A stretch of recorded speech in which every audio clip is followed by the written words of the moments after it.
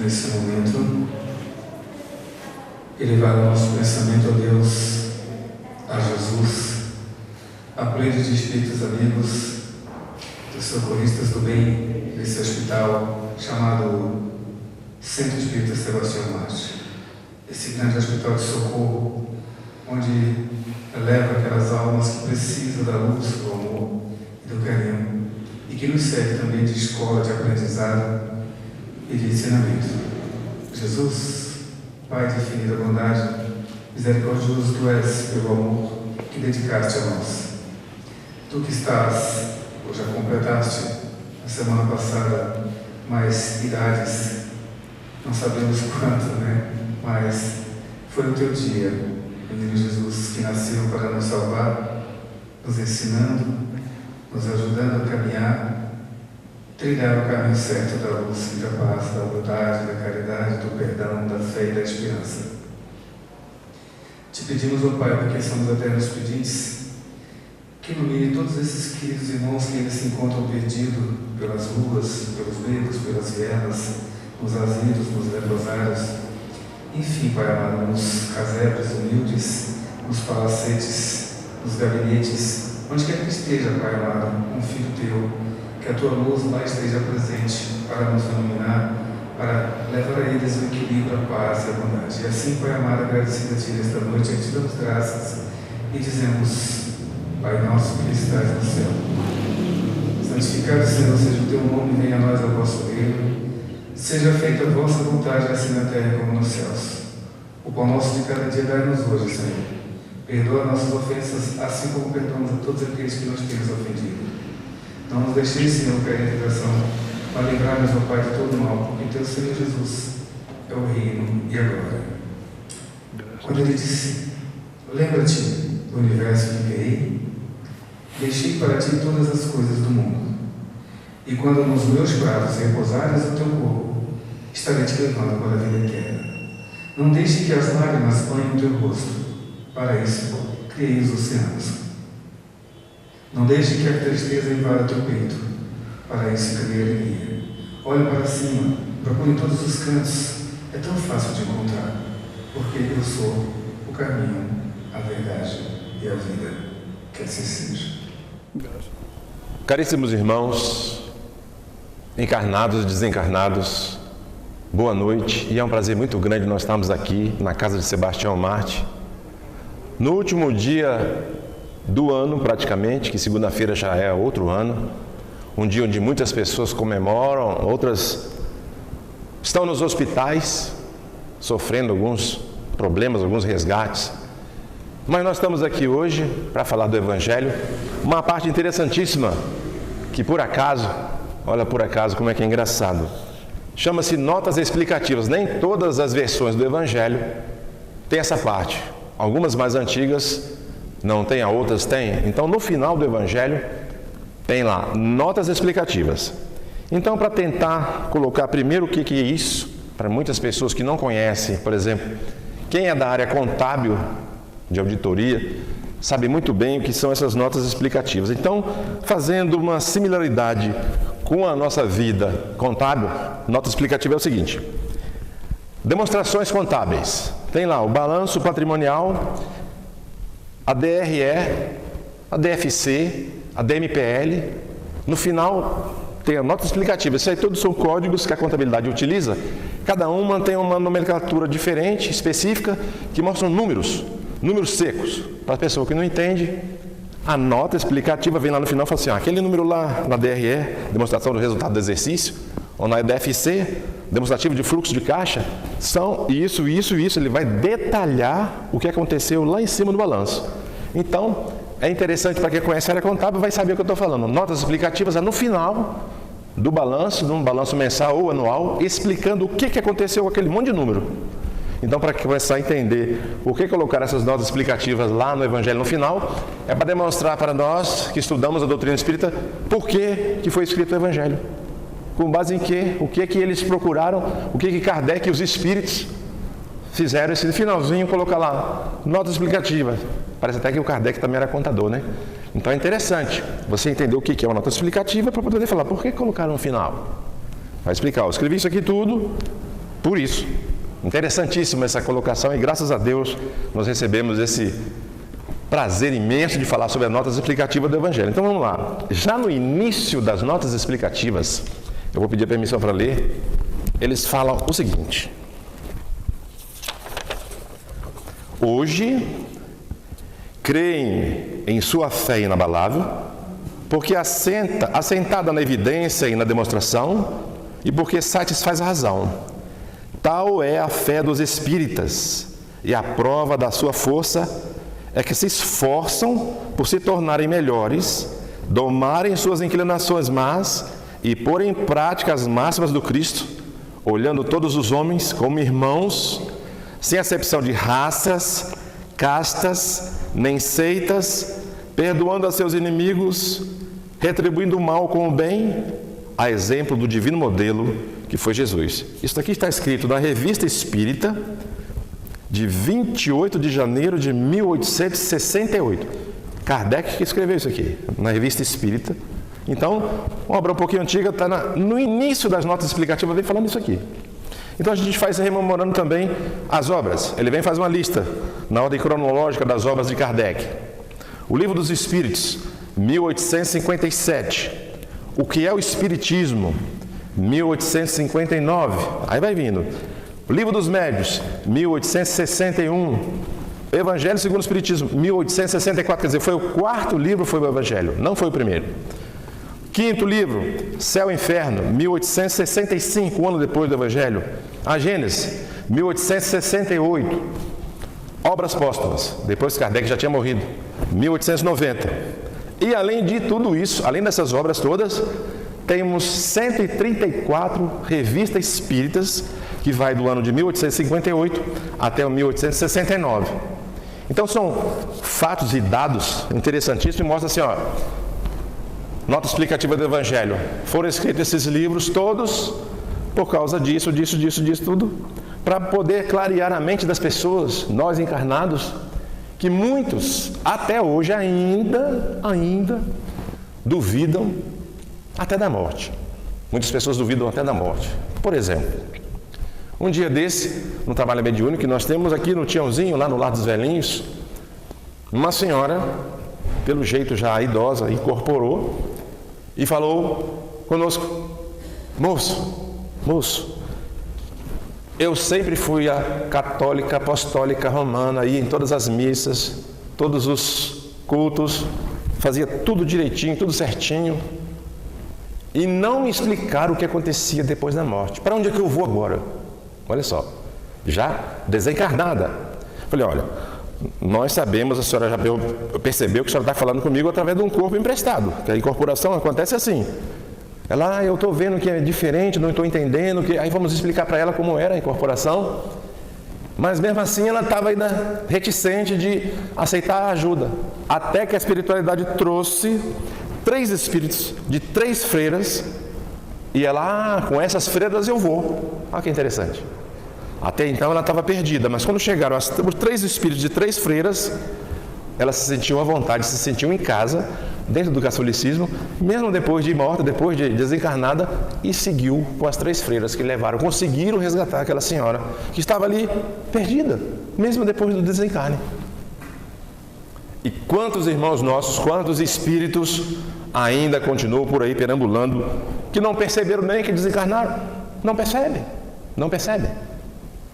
E o Evangelho, segundo o Espiritismo, vem trazer para nós essa claridade da doutrina, essa clareza que nos mostra, olha só, você nasceu, veio para evoluir, aprender, vai desencarnar, vai reencarnar, e assim a roda da vida continua, que nós vamos nesse ida e vinda aprendendo e se melhorando. Esse é o processo que a doutrina espírita nos explica. Precisa ser espírita para acreditar na reencarnação, ou na vida ali na morte? Não. Tanto que a filosofia espírita nos ensina que em muitos lugares existem comunicações em todos os cultos, todas as religiões, só que as pessoas preferem colocar outra conotação. Ah, foi o Espírito Santo que incorporou. Oh, é o demônio. Alguns aceitam isso nas suas crenças. Por quê? Por causa da diferença de raça, da diferença de casta, né? Que nós trouxemos isso do passado, de muito passado longínquo. E nós vamos ler também, que está nessas notas explicativas, sobre os privilégios das raças. Está nessa nota explicativa também. Os privilégios das raças têm sua origem na abstração que os homens geralmente fazem do princípio espiritual para considerar apenas o ser material exterior, que a vida corporal não passa de um incidente, uma das fases da vida do espírito, necessária ao seu adiantamento intelectual e moral, que a vida, que em vista desse avanço do espírito, pode sucessivamente revestir envoltórios diferentes, nascer em posições diferentes, chega-se à consequência de capital da igualdade de natureza e, de partir daí, a igualdade dos direitos sociais de todas as criaturas humanas e a abolição dos privilégios de raça. O que a gente vê hoje? Por causa desses privilégios de raça, por causa dessas diferenças, esse preconceito racial que existe no planeta. Tem um indivíduo, ou vários, que falam assim: eu vou entrar naquele país lá porque eu acho que ele está agindo errado. Nós estamos vendo isso hoje. Porque ele acha que a raça que ele pertence é uma raça melhor do que a dos outros. Então ele acha do direito: eu vou entrar lá, vou fazer isso acontecer. Isso acontece em vários países, no Oriente Médio, no leste europeu, na África. Estamos vendo isso constantemente. Tribo entrando na outra, falando: não, você tem que fazer os cultos que eu faço, não o seu. Acha que a raça dele é mais evoluída.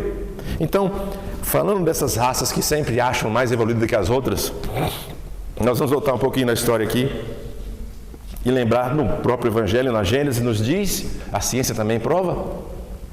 Por exemplo, Caim matou Abel e fugiu para um povo distante. Só tinha Adão e Eva, né? Nasceu Caim e Abel, Caim matou Abel e fugiu para um povo distante. Quer dizer, sobrou. Qual dos dois, ou dos três, né? Caim, ou Adão e Eva, qual dos dois era preto? Qual dos dois era amarelo? Qual dos dois era japonês? E assim vai. Quantas raças nós temos no planeta para falar que começou ali com Adão e Eva? Então, o Evangelho, na Gênesis, no capítulo 11, nos explica que quando chegou aqui essa raça adâmica, que vieram de Capela, da constelação de Capela, para quem não sabe, chama-se Capri, não é? A constelação de Cabra, constelação do Carneiro, ou então, chamado Capela, é uma constelação de vários espíritos que faz o quê? Evoluiu a certo ponto que aqueles espíritos que estavam lá atrapalhando a evolução de alguns planetas da constelação de Capela foram trazidos para a Terra. E eles foram trazidos para cá. Quando chegaram aqui, o que acontece? Já existia aqui na Terra, quando os capelinos chegaram aqui, olha só como a gente vê, já existia aqui na Terra a raça negra e a raça amarela, ou seja, na África já tinha gente, no Egito já tinha gente, na China já tinha gente, quando os capelinos aqui aportaram. Aí fala: quanto tempo tem isso? Tem gente que fala: 5, 6 mil anos. A ciência já provou a ciência que acharam um crânio de Lucy, né? Todo mundo já viu na internet. Lucy é uma mulher que tem um crânio mais ou menos, que é uma raça entre os símios, ou seja, os chimpanzés, e o ser humano, uma raça intermediária, que pelos cálculos que a ciência comprovou, tem 3,2 milhões de anos.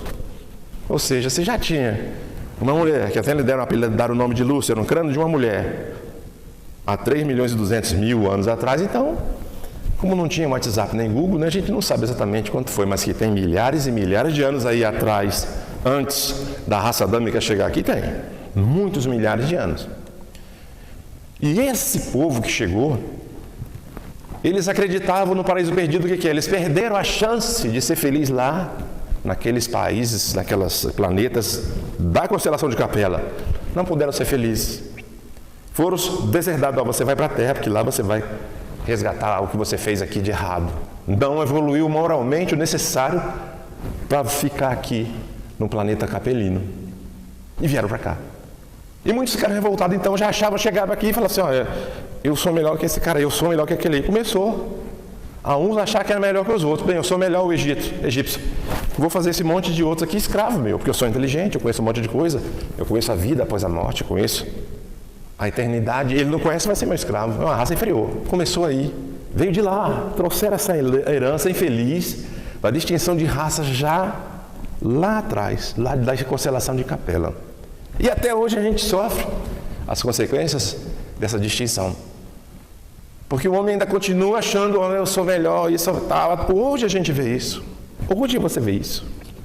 Se você vai numa loja comprar um carro, vai de short, chinelo e camiseta, ver se alguém olha para você. Mesmo que você tenha 1 milhão no bolso, ninguém olha nem para você. Ó. Põe um terno, mesmo que você seja um cara que não tenha nenhuma conta no banco, todo mundo vai te agradar, dar café. Senta aqui, doutor. Só porque está de terno e gravata. É ou não é? É verdade. Infelizmente é assim. O planeta é assim. Acham pela aparência que a pessoa, isso aqui presta, isso aqui não presta. E não é assim. Todos nós somos seres que trazemos histórias de várias vidas, numa vida só. Nós estamos lendo um livro chamado do Leon Denis, Problema do Ser, do Destino e da Dor. Um livro interessantíssimo que muitas pessoas deveriam ler para entender um pouquinho. Ele começa a falar um pouquinho do nosso eu profundo, do nosso consciente, do nosso subconsciente, que às vezes nós acessamos, às vezes não. E o futuro, segundo o livro, num futuro próximo, que deve ser algumas centenas de anos, nós vamos acessar nosso eu profundo rapidamente, vendo quem nós fomos, o que nós fizemos nessa e em outras encarnações. Não vamos conseguir acessar esse eu profundo através da nossa própria mente. Por enquanto não, mas nós vamos chegar a esse ponto. Nesse livro fala, então quantas vidas nós já vivemos, quantas raças nós já vivemos, e a evolução do planeta é nossa, depende por esses estágios em várias raças. As pessoas que têm hoje muito dinheiro e não sabem utilizar, a outra encarnação vai vir sem. É normal. Por quê? Porque não soube utilizar devidamente. Aí, por que nasceu fulano, nasceu pobre? Por que está na rua? Por que está pedindo esmola? Porque veio na parte beneficiada materialmente, não soube utilizar e vem na outra encarnação. Ó, vai voltar sempre para ver como é que é. Ver como é que é ser pobre, ver como é que é ficar na rua pedindo pão, pedindo água, ver como é que dói. Para experimentar o sofrimento, assim, ó, na próxima encarnação, eu não vou fazer mais isso, porque eu sei que é ruim. Eu sei que é ruim. Então, essas idas e vindas nossas, de tantos milênios, tantos séculos, faz a gente evoluir, faz a gente aprender. E essas notas explicativas falam assim, olha, por isso que o Evangelho foi escrito. Por esse monte de motivos, nós estamos no caminho evolutivo. E falando em caminho evolutivo, nós temos o livro A Caminho da Luz, que explica isso muito bem. Nós nascemos simples e ignorante, todos nós, simples e ignorante. Cada um foi para um lado, ó, você vai por aqui, você vai por ali, dá uma voltinha mais ou menos longa, outros cortam o caminho evolutivo, chega mais rápido. Ah, Deus privilegiou uns outros. Não, Deus não privilegia ninguém, nós somos simples e ignorantes, todos nós somos criados, e assim vamos continuar. E por isso, nós temos que aprender a ter um pouquinho mais de capacidade de ler os evangelhos principalmente e colocar até onde eu consegui aprender, até que parte eu consegui captar. Porque quando Jesus fala, meu reino não é deste mundo, onde é o reino de Deus? Está dentro de nós. Ele deixou bem claro isso aí para todo mundo. Não é lá, vou morrer, vou até lá para o reino de Deus, lá no céu. Não. O reino de Deus está dentro de nós. Na maneira que nós conseguimos acessar esse reino, através da harmonia, do equilíbrio, de menos egoísmo, menos orgulho, menos vaidade, menos ambição, nós vamos nos tornando pessoas mais maleáveis e assim vamos facilitando o acesso da espiritualidade de luz, que é a nossa evolução, e vamos conseguindo vencer etapas para não precisar sofrer tanto aqui na Terra. Dr. Paulo César Frutuoso, médico, oncologista, espírita do Rio de Janeiro, tem várias obras interessantíssimas. A Face Oculta da Medicina é uma, que é muito interessante.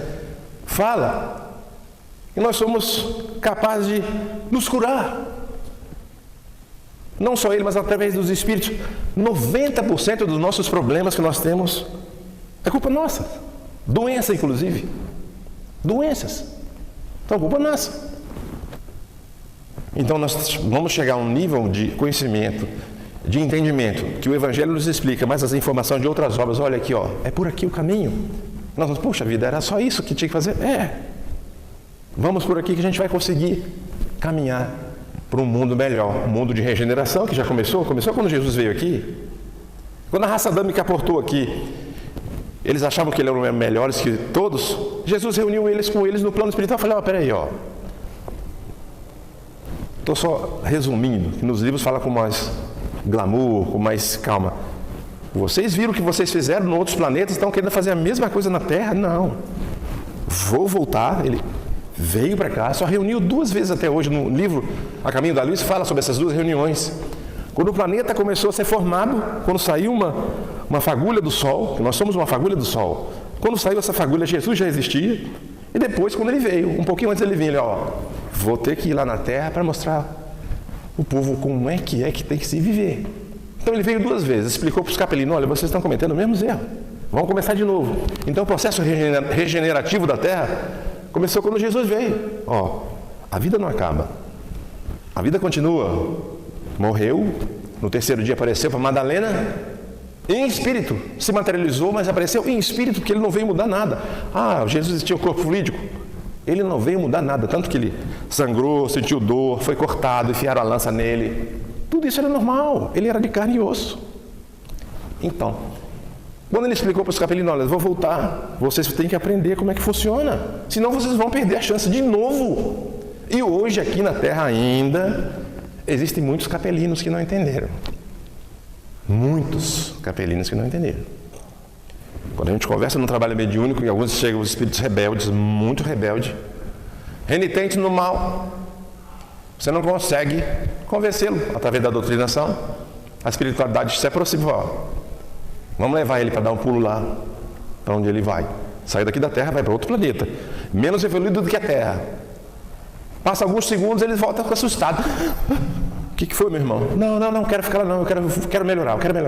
Quer dizer, ele vai lá, a espiritualidade leva ele lá no planeta, para onde ele vai, se não resolver se melhorar, e ele volta apavorado, não, eu quero mudar assim, como é que faz para me mudar? Muitos, infelizmente, não voltam. Vai e já fica, que não consegue aceitar a conversa dos espíritos. Olha, você tem que mudar, você tem que evoluir. Não quero mudar, não quero ficar aqui, e fica logo lá. Que vai demorar alguns milhares de anos para chegar até o estágio que a Terra está hoje. Então, olha só como a gente está perdendo a chance. Muitos irmãos, não são poucos, estão indo nesse caminho. O que a gente vai fazer? A espiritualidade trouxe essa maravilha que é o Evangelho e as obras complementares de Chico Xavier, tantas outras obras. O Chico Xavier, quando foi conhecer o Emmanuel, era novinho, falou para ele, olha, você tem uma missão, vai escrever 30 livros. Ele passou vários anos ali escrevendo aqueles livros todos, 30 livros. Quando ele escreveu o 30º livro, chegou para o Emmanuel e falou, pronto, agora eu acabei a minha missão. Estou liberado. O Emmanuel, não, vamos escrever mais 30. Aí ele escreveu mais 30, mais alguns anos. Chegou, fez a pergunta de novo. Agora acabou, já escrevi 60. O Emmanuel falou assim, você foi desapropriado. Falou para o Chico Xavier, você não pertence mais a você pertence a nós, vamos escrever mais 100. Aí ele entendeu, bem, eu vim aqui na Terra para uma missão. Escreveu 60, achou que estava livre, o Emmanuel falou assim, vou escrever mais 100. E no final, depois do desencarne dele, já foram descobertos mais de 400 livros que ele escreveu. 400 livros que o Chico Xavier escreveu. Então foi um espírito que, graças à bondade divina, veio aqui na Terra, trouxe para nós várias obras maravilhosas que trazem um cunho imenso de conhecimento, mostrando essas facetas da ida e vinda nossa no plano espiritual para o plano físico, como é que funciona, o que é que acontece, para onde você vai, por que é que você sofre. Ele mesmo, quando era pequenininho, sofria muito. Pequenininho, ele sofria muito. Imagina uma criança com 4 anos de idade, o Chico Xavier com 4 anos de idade. Quando a mãe dele morreu, ele tinha 4 anos. A madrasta dele enfiava um garfo na barriga dele. O garfo furava ele todinho. E colocava uma camisolinha nele, larga, para não encostar na roupa e não ver o sangue saindo. Imagina uma criança, um menino de 4 aninhos, com a camisola para o sangue não encostar, ninguém vê que ele estava sendo furado de garfo. A madrasta fazia isso com ele. Certa feita, ela botou ele de castigo no quintal para... Sem comer, você vai ficar sem comer aí. De castigo. Imagina botar uma criança de 4 anos sem comer no quintal. E ele conta que ele não se esquece. Vinha um cachorro enorme, gigante, feio, grande, com a fruta do jatobá na boca. Quebrava a fruta, que a fruta era dura de abrir, ele com 4 anos não conseguia, quebrava e colocava do lado dele a fruta. Ele comia aquela fruta, todo dia o cachorro ia lá. Para a gente ver que existe o mal, existe. O Chico Xavier sofreu isso, sofreu, mas a espiritualidade estava do lado dele, olha aqui, ó. Não temos ninguém para mandar, mas tem um animalzinho aqui que vai levar para você o alimento para você não morrer de fome. Ele encontra isso nos livros dele. Então, são provas que nós não estamos sozinhos em momento nenhum. E a espiritualidade está sempre nos ajudando, nos acolhendo, nos carregando no colo praticamente. Ó, mano, para de fazer isso. Vai por aqui. Não grita não, fala mais baixo, não briga no trânsito, não xinga, etc, etc. Não come muito, não faz isso, não faz aquilo. Todos nós sabemos aonde nós erramos. Não precisa de ninguém julgar, não precisa de julgamento nenhum. A nossa consciência nos cobra. Poxa, eu não devia ter feito aquilo. Não devia. E é esse momentinho que a gente acessa o reino de Deus que está lá dentro. Fala, puxa vida, eu não devia ter feito aquilo. Que você conhece, olha, é isso mesmo, você não devia ter feito. Então vamos melhorar, vamos. É aqui essa chave que a gente tem que acessar sempre. Procurar pensar sempre no bem, sempre no amor, sempre na justiça, sempre na caridade. Na caridade, que é uma coisa fantástica. Como tem aí nas obras da cultura do cinema, né? São os filmes que a gente gosta de até comentar e falar. 2 filmes interessantes baseados em história real. Um chama As Nadadoras. As Nadadoras. 2 irmãs, lá na Síria, no meio da guerra. Só para dar um pouquinho da noção do que foi o filme. Queriam ser nadadoras olímpicas no meio da guerra na Síria. Bomba caindo, casa caindo, explodindo, gente morrendo. E elas querem ser nadadoras. E elas conseguem atravessar o Mediterrâneo num bote inflável e conta isso, mostra com detalhe. O filme é com base em fatos reais, mas eles contam como sofrem os refugiados de guerra. É interessante ver As Nadadoras. E o outro, é interessantíssimo também, chama-se Somos Todos Iguais. Outro filme que fala sobre o racismo, sobre o preconceito, sobre as diferenças que as pessoas acham que é melhor que o outro. E lá no livro, nesse filme, conta muito bem o que acontece com as pessoas que utilizam esses privilégios de raça. Eu sou melhor, não vou ficar aqui não, porque eu vou ficar aqui. Tanto que tem uma parte interessante no filme, a esposa do rapaz desse filme, Somos Todos Iguais, resolve trabalhar fazendo a comida, igual tem aqui a sopa fraterna, ajudar as pessoas de rua. O marido chega lá, você aqui na cozinha, que é isso? Fala quanto é que você precisa aqui, essa cozinha aqui, eu compro tudo, pago tudo aqui, eu faço um cheque, vamos embora daqui. E ela fala, não, eu estou aqui para aprender com essas pessoas de rua aqui, como é que é ajudar o próximo. Então, como é que é bacana o cinema trazendo essas notícias interessantes para a gente. Como funciona a vida. Outro interessante também, que a gente tem que falar de filme, né, que é dentro do tema, um filme coreano, olha bem, coreano, não tem nada de português. A religião deles é outra.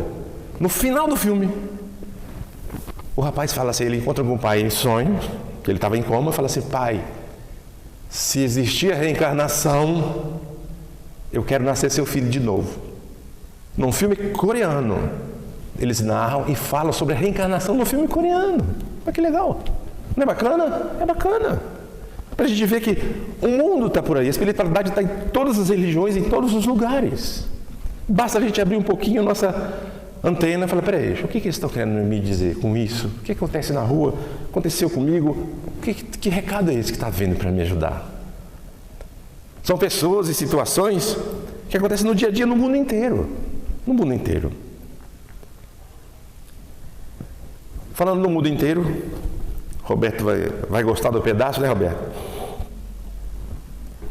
Estávamos andando lá em Roma, nos perdemos no meio do caminho, isso é por acaso.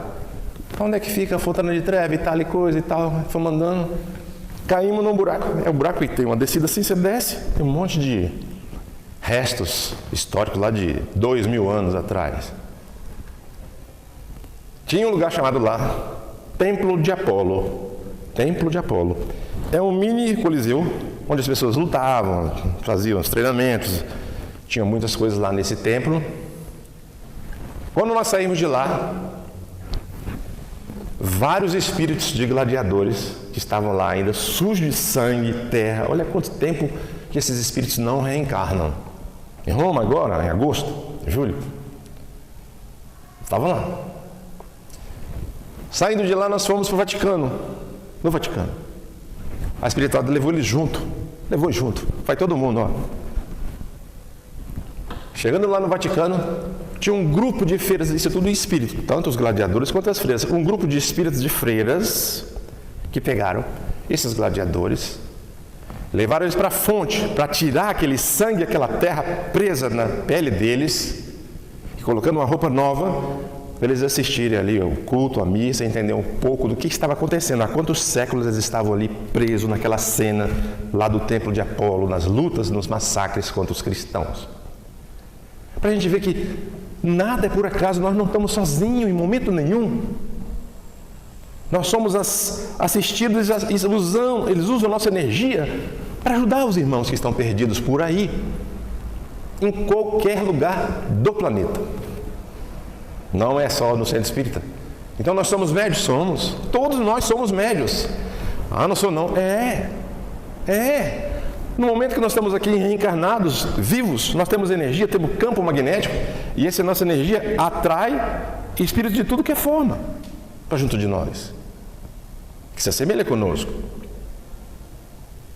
Então são coisas assim, interessantíssimas que a gente tem que parar e pensar e ver, poxa, por que aconteceu isso comigo?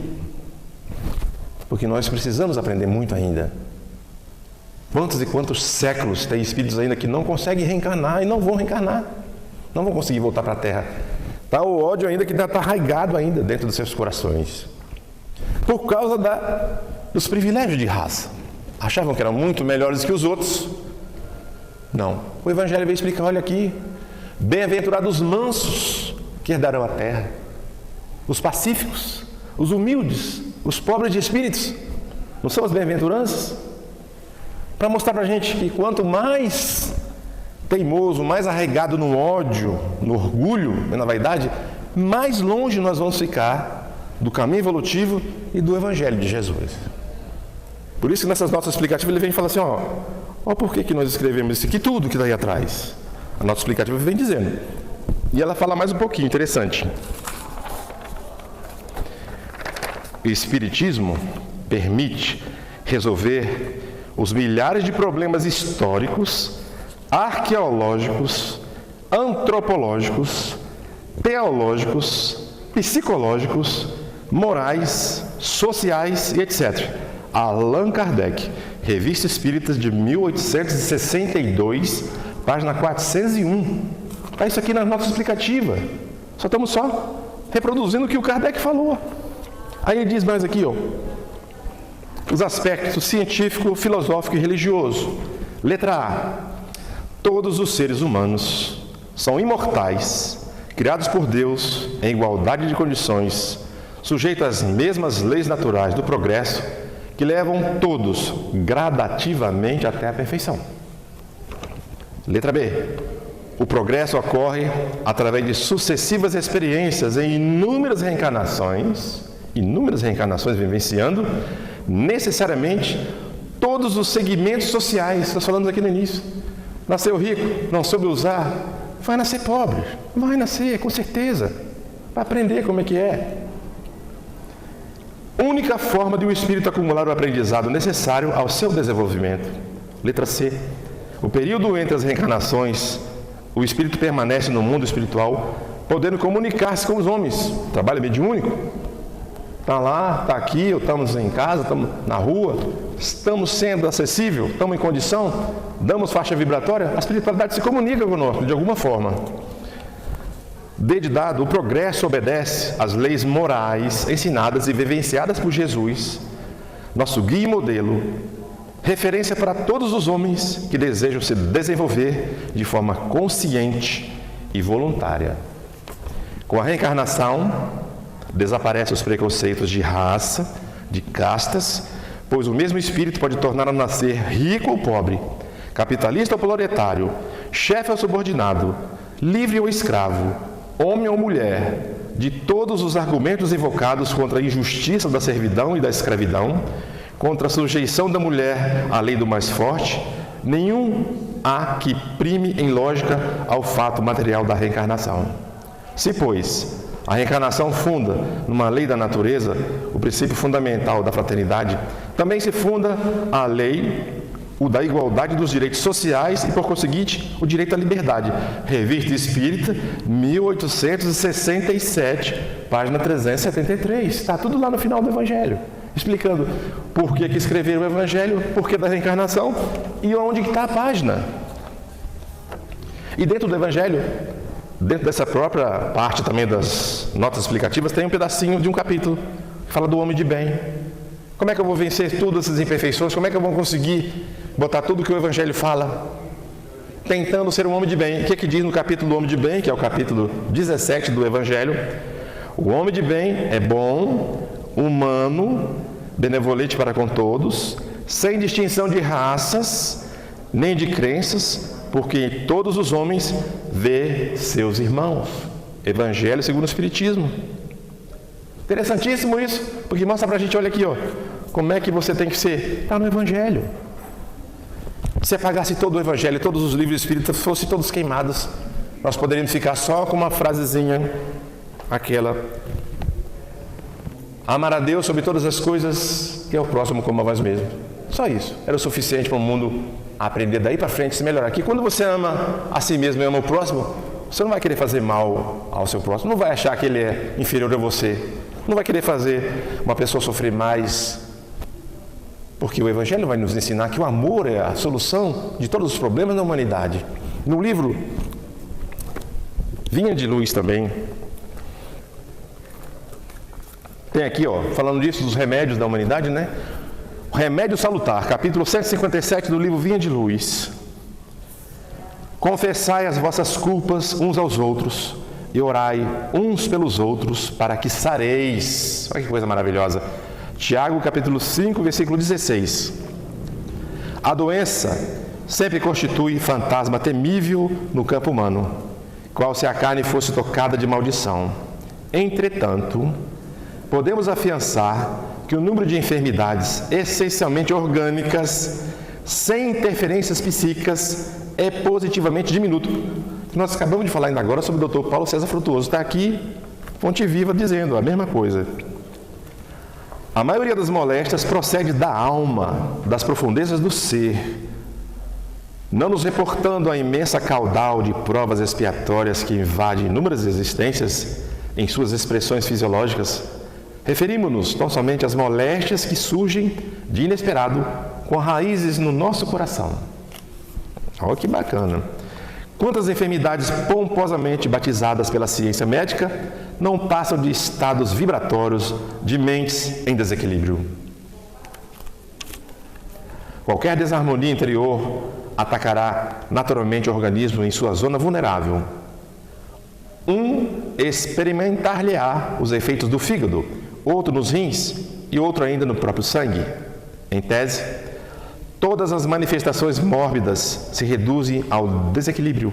Desequilíbrio esse cuja causa repousa no nosso mundo mental. Chico Xavier, Emmanuel. O grande apóstolo do cristianismo nascente foi um médico sábio, quando aconselhou a aproximação recíproca e assistência mútua como remédios salutares. O ofensor, que revela as próprias culpas ante o ofendido, lança fora detritos psíquicos, aliviando o plano interno.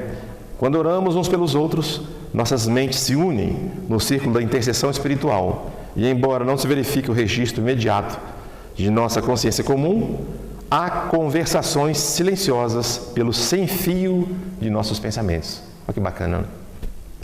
A cura jamais chegará sem um reajustamento íntimo necessário.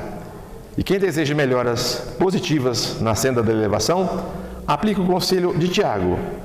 Nele possuímos remédio salutar para que saremos na qualidade de enfermos encarnados ou desencarnados. E tem muitos irmãos desencarnados também. Então, meus irmãos, As mensagens estão aqui em vários livros, confirmando o que a gente falou desde o início, que nós podemos curar na nossa vida, através dos remédios da nossa alma, da nossa consciência, não fazendo o próximo que a gente não gostaria que fizesse conosco. Também no trabalho mediúnico lá, do sábado, veio uma mensagem muito grande de um espírito interessante no final. Ele disse assim: o homem sofre, presta bem atenção, o homem sofre porque prefere as doçuras da mentira às pancadas da verdade. Olha como isso é profundo. O homem sofre porque prefere as doçuras das mentiras às pancadas das verdades. Então, meus irmãos, nesse dia 30, véspera já estamos chegando no final do ano novo que se aproxima, que nós todos consigamos preferir as pancadas da verdade, sim. As verdades às vezes são duras, mas precisam ser ditas aos nossos filhos, nosso amigo, nosso irmão, fulano, não faça isso. Você vai cair no buraco. É preferível isso às doçuras da mentira? Não, faz isso mesmo, vem. Largas não são as portas da perdição? Está no Evangelho, que nós acabamos de falar. Então nós todos temos a capacidade de fazer muito mais do que a gente tem feito até hoje. Se nós queremos um ano melhor, 2023 melhor, aí vamos. O que é o ano? O que é o tempo? O que é o tempo? Vamos lá. Ciência de novo, né? Nós temos os planetas próximos do Sol, né? Marte, Vênus, a Terra é o terceiro. O primeiro que fica na escala lá, ele fica 88 dias para circular o Sol. Então o tempo para ele é 1. Nós demoramos 365 dias para dar a volta em torno do Sol. Um demora 80, outro demora 300, outro demora 1000, outro demora 30.000 dias para dar a volta em torno do Sol. Então o que é o tempo? O tempo não é nada. O tempo depende de nós. O tempo é agora. Nós precisamos mudar hoje. Agora é o momento de mudar. Que se nós conseguirmos fazer essa mudança íntima, nossa reforma íntima, procurando olhar o próximo, como se fosse nós, olha, aquele lá sou eu. Aquele lá que está ali sou eu. Nós vamos viver um mundo muito melhor. E nós possamos ter um 2023 muito melhor do que foi de 22, 21, 20, etc. E que nós possamos fazer um compromisso conosco. Eu quero ser melhor no ano que vem. Só isso. Como? Leia o Evangelho de Jesus. Procure as bem-aventuranças, procure os ensinamentos de Jesus, que nós vamos, pelo menos no final do ano, falar o que eu fiz de evolução do ano passado para esse ano. O que eu consegui melhorar. E nós vamos colocando, como Santo Agostinho colocou lá 300 defeitos que ele tinha, todo dia ele riscava no livro, ó, esse aqui eu não faço mais, esse aqui já não faço. Façamos igual ele, ó, eu faço isso aqui tudo que eu sei que é errado. Mas eu vou procurar fazer menos um no ano que vem, menos um pelo menos. E nós vamos conseguir viver muito melhores que nós vivemos até agora. Que Deus nos ampare, abençoe nossas famílias todas, em nossos lares, aqueles que vieram aqui, aqueles que estão vendo pela internet, recebam nossas bênçãos de Deus, de Jesus, da espiritualidade que está aqui amiga, para que nós todos possamos voltar a casa com muita paz, com muita harmonia, com muito amor. Que Deus nos abençoe hoje e sempre. Jesus amado, nesse velho ano que se finda, que tantas alegrias nos deu, tantos ensinamentos. Muitos dirão, coisas ruins aconteceram. As coisas ruins, na verdade, são os aprendizados da nossa vida. São os degraus que devemos nos esforçar para que possamos galgá-los, para chegarmos ao Pai. Jesus, só temos a te agradecer, Senhor, por esta oportunidade de, nesse momento que tivemos aqui na Terra, das guerras, das Covides, das políticas, do futebol e de todas as outras coisas, só temos a te agradecer por estarmos aqui vivenciando, experienciando esse momento no planeta Terra. Oh, como sou grato, Senhor, como somos gratos pela tua bondade e misericórdia. Que essa pleiade de espíritos amigos infinitamente bons, que incansáveis no trabalho, no socorro e no amparo a cada um de nós, Sebastião Marte, Maria de Madalena, Cauí, Cida e tantos outros espíritos amigos que nos assiste, que nos ampara e que estão constantemente conosco. Os pretos velhos tão queridos, que aqui se encontram, nos ajudando, nos amparando, nos apoiando. Que eles possam, com a infinita bondade e misericórdia, a anuência do Pai, colocar sobre essas águas os remédios, o magnetismo salutares, a atender às nossas necessidades físicas e o equilíbrio espiritual. Que a Tua paz, Senhor, possa alcançar todos aqueles frequentadores da casa, todos os voluntários que aqui não puderam estar, e todos aqueles queridos irmãos desencarnados que aqui se encontram, que são voluntários, batalhadores, que já estiveram conosco aqui fisicamente e hoje estão nos amparando no plano espiritual, que a paz do Divino Mestre possa estar iluminando cada vez mais os seus caminhos. Obrigado, Jesus. Obrigado, Senhor, pela Tua paz, pela Tua luz, pela Tua bondade e misericórdia, Senhor. Derrama sobre cada um de nós, Senhor, as Tuas bênçãos, a misericórdia dos Teus olhos sobre cada um de nós. E como somos eternos pedintes, queríamos Te pedir nesta noite, abençoa-nos e permite que possamos fazer o Pai Nosso. Pai nosso que estais no céu, santificado seja o Teu nome, Senhor. Venha a nós ao vosso reino, seja feita a vossa vontade, assim na terra e como nos céus. O pão nosso que de cada dia dai-nos hoje, perdoai as nossas ofensas à medida que aprendemos a perdoar a todos aqueles que nos tenham ofendido. E não nos deixeis, ó Pai, cair em tentação, mas livrai-nos, Senhor, de todo o mal, porque Teu, Pai amado, é o reino e a glória. Senhor, ajuda-nos a ser aquilo que devemos, porque certamente hoje somos a soma de tudo aquilo que fomos. Obrigado, Jesus, que a Tua paz, o Teu amor esteja conosco, que assim seja. Amém.